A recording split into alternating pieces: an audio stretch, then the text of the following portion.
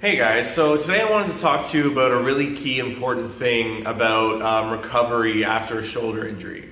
So if you ever had surgery or anything like that, your therapist has probably told you you need to regain some of that thoracic mobility. So what that is the connection between your mid-back and your chest, right about here, kind of like mid-body, into your shoulders. So it's the ability and the strength to be able to rotate your chest and your upper back and your shoulders and everything like that.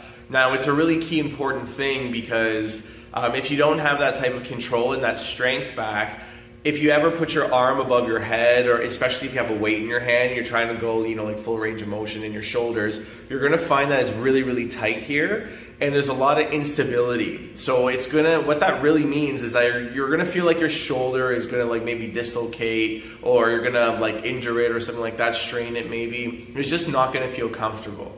Right, so like a common exercise where people don't feel comfortable with that is like a military press if they use a barbell. Getting all the way up overhead and extending your arms, it feels scary, right? It feels like the weight might drift back and it might go over your head and you might hurt yourself, right? So you need to be able to have that strength back and regain that. So I'm going to show you a couple exercises in order to get that flexibility back, and then you can regain the strength slowly with weight. Remember, you never want to jump too quickly and just go at your maximum weight. You want to build it up and you want to feel comfortable and confident. If you don't have that confidence, you might bail last second under the weights or something like that. And this can go commonly as well at home. If you're trying to put, cans up onto the cupboard, or if you have a very high fridge or something like that, you can also feel scared to reach up overhead there at home. So you also want to be able to regain that strength to a day-to-day basis as well. So I'm using a bench here, so if you're doing it at home, this could be a couch or a chair or anything like that. Okay, so this exercise is pretty simple. What you want to do is you want to lay your forearms flat against the surface. You want to typically keep your elbows dangling off of it. You don't want your elbows way up here. This might cause a little bit too much pain if you do it right after an injury or surgery.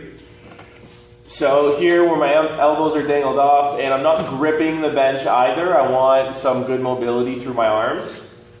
I want to keep my back straight and my head neutral. So keeping your head neutral means you don't want to turn left or right. You don't want to keep it really high up or too far down below your chest. I want to keep it right in between my shoulder blades. So all I'm going to simply do while keeping my back nice and straight is bring my chest straight down and allowing my shoulders to go through its range of motion. You want to hold it typically for 5 to 10 seconds. As you continue to gain more strength, you'll be able to hold it for much longer. So you just want to go through that range of motion there, up and down, and that should help you get a lot more mobility. A really good way to start strengthening the shoulder girdle is to use stability ball here. So what we're going to do is have some good pressure onto the ball here, and what you can start with doing is small circles. So what I'm actually doing here is I'm putting pressure down into the ball, so I'm trying to compress it and squeeze it. And then I'm making small circles in a clockwise fashion here just to actually get all the muscles activating and moving and stabilizing together. So it means like they're holding the bones actually into the socket all together. Now as you gain more strength, these circles will get nice and large. So what you want to notice here is that my arm is staying like locked in pretty straight here, so I'm allowing the muscles in my shoulders to do most of the work. I'm not bending my elbow and letting my bicep and tricep push it around. I want my shoulder, like my deltoid and teres major minor, your infraspinatus, supraspinatus, you want all those muscles there to be working and moving around. Now another good way to start strengthening through that range of motion, as I'll show you from a side angle here, is that you can really reach over to the side. Right here I'm just stabilizing with the other arm on my leg, bringing my chest down and my arm as straight as I can. Right, you can do that overhead as well. And I'll show you the advanced version in a second. Okay, so the advanced version, I'm just going to put the stability ball onto the wall. I want to make sure that, again, my back is nice and straight, my arm is locked here. You can start, again, with the circles going clockwise and putting the pressure into the ball here.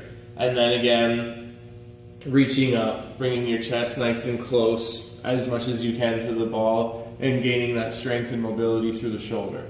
Those were just a couple tips to get you started, to get some of those mobilities back.